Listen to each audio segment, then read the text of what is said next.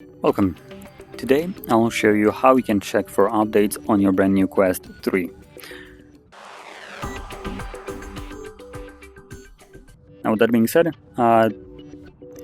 if you hear about updates being rolled out for your Quest, like for instance I know that there is an update right now that is being rolled out, you won't always be getting it, so let's start off with actually checking for it. So we're going to go into the settings. There we go, settings, and in here we want to navigate to system and then software update. And as you can see, it starts to check for software updates. As you can see, it tells me that no updates available, automatically power headset to update. So we have an option that allows us to automatically update the headset.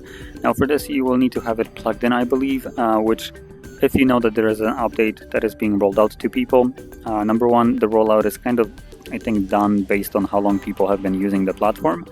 So if you have just like joined in on the Quest as a new account and all that stuff, you might be waiting longer than some other people, kind of like a seniority kind of thing. Second, if you have your headset plugged in when you're not using it, for instance charging, it will automatically download it and install it without basically you needing to do anything, which is pretty nice. So there we go.